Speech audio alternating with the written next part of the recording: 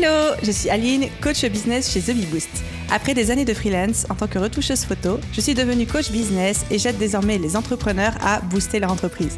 Si vous êtes à la recherche de stratégies, d'astuces, de retours d'expérience, de partage et d'une bonne dose de bonne humeur, vous êtes au bon endroit. Dans ce podcast, seul ou avec mes invités, je vous partage tout pour vous inspirer au quotidien, vous aider à atteindre tous vos objectifs et faire en sorte que vous puissiez développer le business de vos rêves. Alors, installez-vous confortablement et c'est parti pour l'épisode du jour. Si vous vous posez des questions comme « Peut-on encore vivre des formations en ligne ? Quel avenir pour le marché de l'infoprenariat et du business en ligne ? Ou encore comment se préparer au changement d'un tel marché et comment est-ce que je peux continuer à vendre et à rester compétitif ? Bienvenue dans cette série de mini-épisodes autour de l'avenir du marché de l'infoprenariat. L'infoprenariat, c'est le fait d'avoir un business qui vend des produits digitaux, formation en ligne, e-book, coaching, services, etc. C'est un marché en plein boom dont je fais partie et que j'adore de tout mon cœur, mais un marché qui évolue très vite et nécessite constamment qu'on s'y adapte, qu'on pivote et qu'on change. Dans cette série de 7 mini-épisodes, je pars à la rencontre de grands infopreneurs qui génèrent tous plus d'1 million d'euros de chiffre d'affaires avec le digital pour comprendre ce qui fonctionne pour eux, quels sont les changements qu'ils voient arriver sur le marché et comment ils comptent s'y adapter. Garantie 100% sans filtre, plein de valeur. Et dans le 7e et dernier mini-épisode, je vous retrouve pour le débrief de tous ces retours d'expérience et un plan d'action concret à implémenter dans votre business dès aujourd'hui.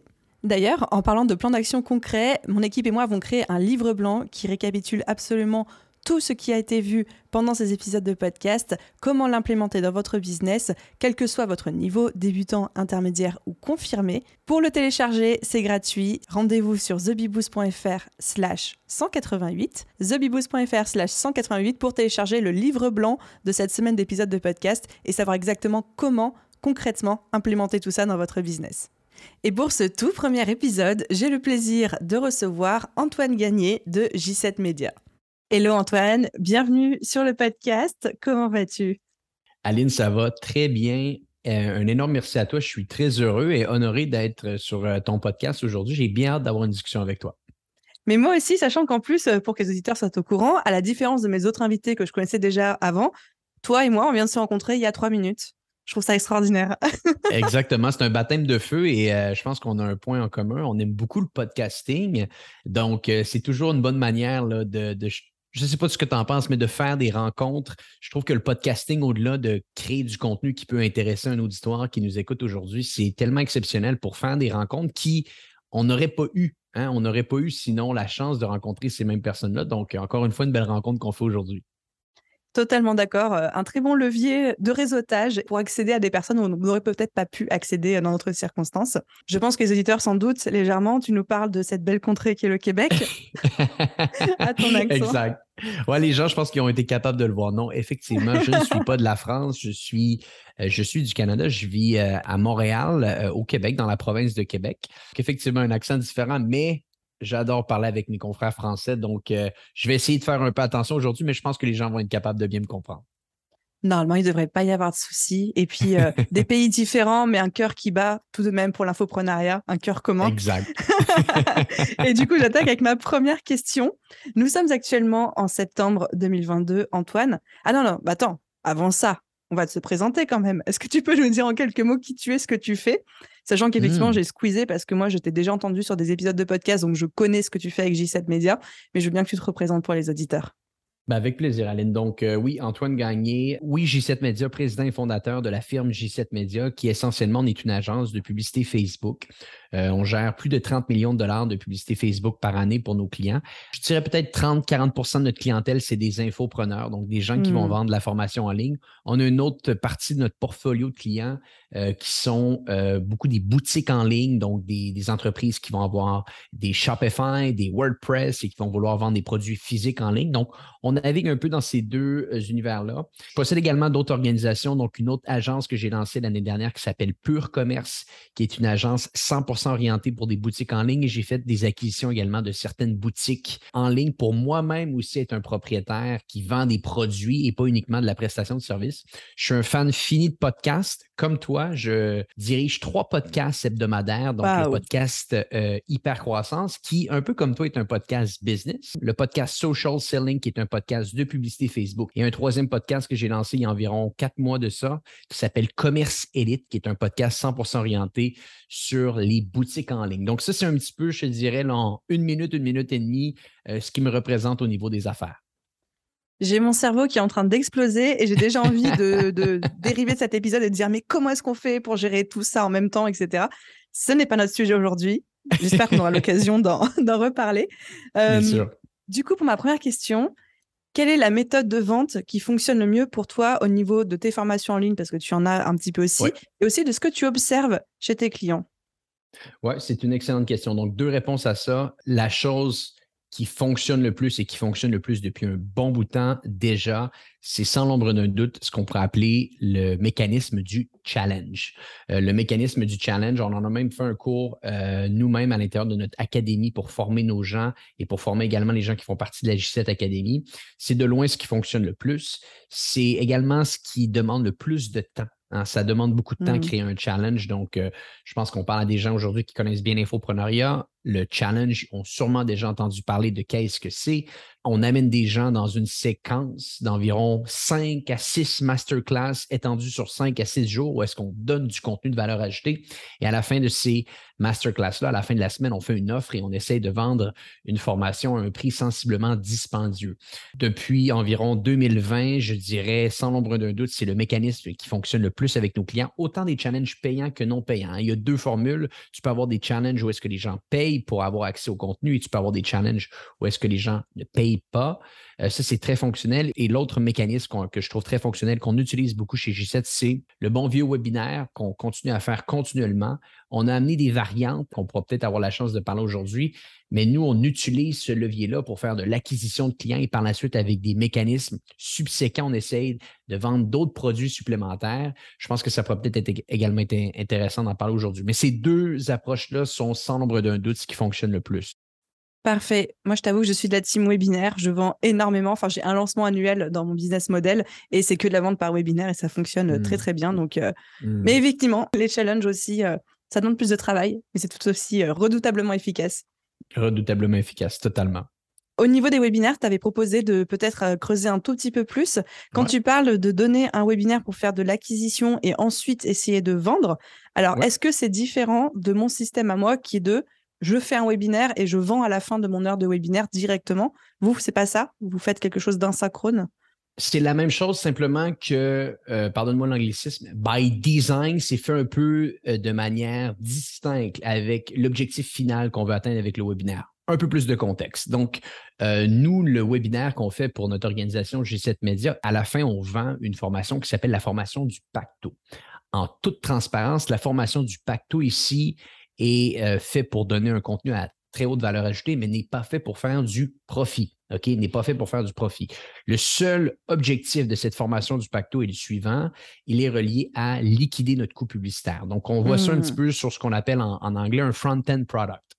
Donc, le webinaire ici nous donne la possibilité pendant 1 heure de temps à parler à tous les gens qui nous écoutent de tout ce qu'on a documenté à travers les années à l'intérieur de ce qu'on appelle la J7 Academy, qui est notre académie interne. Donc, pendant 1 heure, on en parle et à la fin, au lieu de vendre l'académie, parce qu'on ne sait pas nécessairement si les gens qui sont présents au webinaire pourraient être des clients intéressants pour l'académie et des gens qu'on voudrait à l'intérieur de notre mastermind à l'interne, on vend une partie de cette académie-là. On vend une partie de cette académie-là qui est, en l'occurrence ici, la formation du Pacto.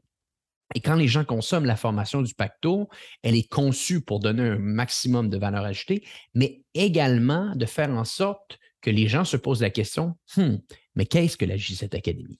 Et très souvent, quand quelqu'un a déjà acheté un produit, il y a 10 à 15 fois plus de chances de réacheter un produit de la même marque. Donc, la séquence, par la suite, amène les gens qui ont acheté la formation à vouloir en savoir plus sur l'académie. Et l'académie est un mastermind, on pourrait dire entre parenthèses, à quelques milliers de dollars par mois. Donc, au lieu de bâtir des campagnes pour générer des appels de gens qui pourraient être intéressés à l'académie, on bâtit des campagnes pour, autour d'un webinaire, vendre une formation. Et cette formation-là nous amène ultimement à vendre notre mastermind à la fin. Donc, très similaire à ce que beaucoup de webinaires font, mais avec une création, une structure basée sur le produit final qu'on veut promouvoir derrière, qui est en l'occurrence ici l'Académie. C'est ultra malin. J'adore. Merci d'être entré un petit peu dans les détails techniques de la stratégie, parce que je pense que ça peut être très inspirant. Ça me fait penser à la fameuse stratégie du tripwire qui est beaucoup utilisée aux US, de vendre un petit Bien produit sûr. à 27, 37, 47, avec juste pour objectif d'être sur une opération flat en termes de coûts publicitaires pour acquérir des leads qui sont déjà clients et du coup qui, comme tu le dis, seront plus susceptibles de racheter. Donc, il y a de ça. Et toi, tu l'appliques en plus à du Exactement. high ticket, donc c'est incroyable. Ben c'est exactement, c'est la structure. On en a fait plusieurs. C'est assez fonctionnel et je trouve que ça donne aussi la possibilité aux gens de consommer un peu ton contenu avant d'en consommer beaucoup. Et je pense que ça, c'est quelque chose que les gens, des fois, sous-estiment. Mais le meilleur lead qu'on peut avoir en tant qu'organisation, le meilleur prospect qu'on peut avoir en tant qu'organisation, c'est un acheteur. Hmm. Et souvent, on bâtit toutes nos initiatives pour avoir des gens qui deviennent des prospects. Rien de mal à ça, mais pourquoi pas changer l'équation et essayer de créer un maximum d'acheteurs et d'acheteurs pas uniquement à des petits produits, à des bons produits, mais de bâtir une opération qui, au final, pourrait amener les gens à en acheter plus. Donc, nous, ça a été fait comme ça et jusqu'à maintenant, je dirais que c'est assez fonctionnel. Trop bien. Je passe à ma seconde question pour toi, Antoine. Quels sont les prochains grands changements que tu vois arriver dans l'industrie de l'infoprenariat et de la formation en ligne, à la fois en tant qu'expert à travers les clients que tu accompagnes et à la fois Ouais. même pour toi en tant que stratégie, en tant que vendeur? Oui, un terme que j'utiliserai ici, c'est démocratisation. Et je m'explique. Je J'aime crois beaucoup. que l'industrie de l'infoprenariat a atteint une certaine maturité dans sa catégorie à elle. C'est-à-dire les gens qui ne vendent que des formations. Il y a une certaine compréhension autour de ce marché-là. Il y a des mécanismes qui sont fonctionnels. Donc, cette industrie-là a une certaine maturité. L'endroit où est-ce qu'il y a une opportunité totalement incroyable qui est en train de se dessiner en ce moment, puis je vais pouvoir donner des exemples par la suite, c'est une démocratisation autour de l'intégration entre un infoproduit et un produit physique. Un des points, puis un exemple que je veux donner que je trouve assez formidable, c'est avec un de nos clients qui est un infopreneur aux États-Unis. On le sait, hein, les États-Unis sont souvent quelques années en avance sur nous. Et c'est une dame qui vend des produits pour femmes, surtout sur l'hygiène féminine. Donc, ça, c'est son créneau. Elle est numéro un là-dedans et elle le fait depuis plusieurs années. Elle vend plusieurs millions de dollars de formation à l'année. Et ultimement, elle s'est bâtie une liste là, de centaines de milliers de personnes qui la suivent sur ses infolettes, sur ses contenus. Et elle a eu l'opportunité de se dire, qu'est-ce que mes clients pourraient acheter de plus que mes formations et d'où est venue la réflexion de leur côté de bâtir ou plutôt même de faire un partenariat, je pense dans le cas ici, un produit orienté autour de la supplémentation alimentaire. Donc, ils ont bâti ce produit-là et en 2 temps, 3 mouvements, ils ont lancé ce produit-là et ils créent une nouvelle entreprise simplement avec les actifs existants de l'entreprise d'infoproduits.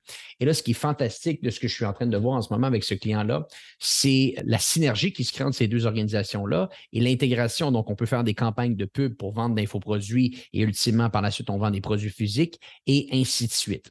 Et ça, je crois que de plus en plus, on va voir des entreprises physiques faire des associations ou eux-mêmes créer de l'infoproduit pour, encore une fois, peut-être liquider des coûts publicitaires, peut-être à intégrer une nouvelle ligne d'affaires à ce qu'ils font.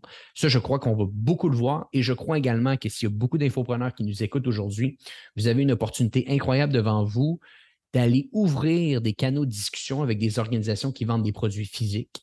Et je pense que ça peut devenir et pourrait être un petit peu quelque chose qu'on voit arriver énormément en 2023, en 2024, c'est ce terme-là, cette démocratisation de comprendre que l'infoproduit, c'est un marché mature, mais si on peut le mixer avec d'autres marchés qui ont également atteint une certaine maturité, c'est là que ça peut devenir un cocktail explosif. Tu m'as vu hausser la tête pendant tout ton discours. Je suis mais tellement, tellement d'accord. Déjà sur le fait que quand on arrive à une certaine maturité du marché, bien souvent, ce qui se passe, c'est que ça se mélange avec d'autres marchés, que ça s'enrichit, que ça continue à grossir. Mais aussi, moi qui milite depuis 2 ans en disant que le nouveau combo qui va être un petit peu le combo gagnant, c'est d'avoir une formation en ligne, un SaaS et d'avoir l'un qui nourrit l'autre. Et on voit plein d'entrepreneurs qui commencent à construire ce genre de business model. Moi-même, je m'y intéresse. Mais c'est exactement ce que tu dis, le fait de construire un écosystème dans lequel la formation en ligne vient nourrir un produit, que ce soit un service, un produit physique, un SaaS, voilà ce qu'on veut, quoi. Exactement, une agence de service, une agence Une de agence de service. Bref, service. il y a plein de manières de le voir. L'infoproduit, c'est un outil puissant mais je pense qu'il peut devenir surpuissant si on est capable de le mixer avec d'autres lignes d'affaires. Et de construire un écosystème, en fait, au sein de son entreprise. Exactement, exactement. Ah, j'adore. Ma troisième question pour toi, Antoine, c'est quel conseil tu pourrais donner à un entrepreneur qui souhaite se lancer ou vient de se lancer dans l'infopreneuriat, donc en automne 2020? Je pense 2022, oui. En 2020, c'était plus facile. Oui, c'est vrai. C'est pour ça que je me suis vite reprise. Je pense que la première question qu'on doit se poser, c'est qu'est-ce qu'on veut faire? Est-ce qu'on veut davantage marketer le produit ou créer le produit? Et c'est deux métiers. C'est deux métiers. Et ça, on en voit beaucoup. Tu peux avoir des infopreneurs qui sont des marketeurs dans l'âme. Donc, on le voit automatiquement que eux, ce qu'ils aiment, c'est construire l'écosystème de commercialisation autour du produit, en vendre beaucoup, bâtir des bonnes pages de vente, des webinaires, etc. Parfait. Il y en a d'autres qui, eux, ont une passion profonde autour de la création du produit. Et c'est des experts dans leur domaine et ils se sont retrouvés en ligne un petit peu par hasard parce que c'était le nouveau modèle. Mais avant, on pouvait dire que c'était peut-être des gens qui faisaient des coachings de groupe, c'était peut-être des gens qui faisaient des coachings one-on-one. Donc, tu as souvent ces deux personnes-là dans l'infoproduit, le passionné du marketing ou le passionné du produit. Je pense que la première chose, si on se lance là-dedans ou qu'on est un peu dans cette industrie-là, c'est de se poser une question. Qui sommes-nous? Qui sommes-nous entre ces deux joueurs-là? Ça arrive des fois qu'on est les deux types de personnes, c'est-à-dire qu'on est un excellent marketeur et un excellent créateur, mais c'est rare.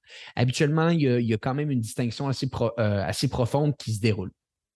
Quand cette réalisation-là et cette réflexion est faite, là, je pense que là, par la suite, on peut regarder qu'est-ce qui est devant nous. Donc, dans le cas ici qu'on est un marketeur, ben, peut-être que la meilleure chose à faire pour vous ici, c'est simplement d'aller vous associer avec des gens qui ont déjà des cours en ligne et de bâtir ces tunnels de vente-là avec ces gens-là et de faire de l'affiliation et de vendre d'autres types de cours. Si d'un autre côté, vous êtes un créateur, essayez d'aller peut-être vous trouver un marketeur parce que les deux sont essentiels si on va avoir du succès. De l'infoproduit, ce n'est pas le même type de produit qu'un produit physique où est-ce qu'on peut aller faire des recherches sur un site web et acheter un produit inconsciemment. Habituellement, de l'infoproduit, il y a vraiment des séquences, il y a de la séduction, il y a des initiatives marketing beaucoup plus poussées. Donc, on se doit absolument d'avoir quelqu'un très fort en marketing et très fort en création de produits dans son équipe. Donc, c'est important très rapidement de faire cette réalisation-là parce que si on est une de ces deux personnes-là, c'est important d'aller chercher la personne qui nous manque.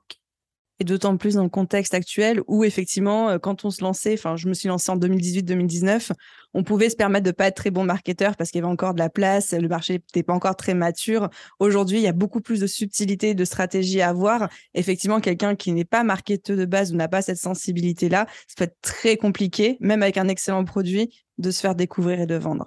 Et je tiens à rajouter quelque chose, Aline. Donc, tu es en France présentement. Je pense que ta communauté est en France. La vérité, c'est que les coûts de publicité en France en ce moment sont 3-4 fois moins élevés qu'ils sont au Canada et peut-être 5 à 6 fois moins élevés qu'ils sont aux États-Unis. Et c'est marqué. On a des clients sur les trois pays, sur plusieurs continents, et c'est marqué à quel point acheter de la publicité présentement en Europe, c'est excessivement abordable, très facile d'accès. Ce qui était le cas il y a quelques années au Canada et ce qui était le cas il y a plusieurs années aux États-Unis. Donc, souvent, ça suit une tendance que le marché nord-américain peut prendre. Donc, c'est important aussi de comprendre que cette fenêtre d'opportunité-là, elle est encore présente en ce moment en France. Elle va le rester, mais ça va devenir de plus en plus dur et de plus en plus cher à acheter de la publicité. Je note précieusement que la fenêtre est encore ouverte sur de l'achat par le Facebook Ads, Instagram Ads, etc. Mais qu'effectivement, ça va continuer à augmenter parce que le marché européen suit beaucoup de très près avec 2-3 ans de retard le marché US. Exactement. Parfait. J'ai une dernière question pour toi. Petite question bonus, Antoine. Est-ce que tu as un livre, une ressource, un podcast que tu adorerais conseiller à l'audience autour de ces problématiques-là? En gros, quelle arme on peut avoir à notre disposition pour affronter les temps difficiles de Winter is Coming? Winter is Coming, oui, définitivement. Je crois, sans l'ombre d'un doute, si on reste dans cette catégorie d'infoproduits-là ici, de commercialisation, de marketing, les livres et les podcasts de Russell Brunson, le fondateur de ClickFunnels, son podcast qui s'appelle Marketing Secrets, il a retravaillé un petit peu la structure de ce podcast-là récemment. Un podcast totalement formidable qui explique un petit peu quels sont ses modèles de commercialisation. Il a acheté beaucoup d'organisations, Russell, dans les dernières années. Il parle comment qu'il arrive à promouvoir ces entreprises-là. Ses livres sont tout à fait extraordinaires également. Traffic Secrets, Expert Secrets. Clairement, si on veut s'informer, s'améliorer au niveau de l'infoproduit, la commercialisation, surtout la commercialisation d'ailleurs, l'écosystème de Russell est assez exceptionnel. Hyper bonne recommandation, validée. Fantastique. Merci beaucoup Antoine pour ton partage, tout ce que tu nous as donné en termes de pépites. J'ai appris plein de choses, ça m'a donné plein d'idées aussi. Donc heureuse d'avoir fait ta connaissance et merci pour ta contribution à cette série d'épisodes. Avec plaisir, Aline. Et voilà les amis pour ce tout premier épisode, ce tout premier témoignage d'infopreneur de cette semaine de l'avenir du marché de l'infoprenariat.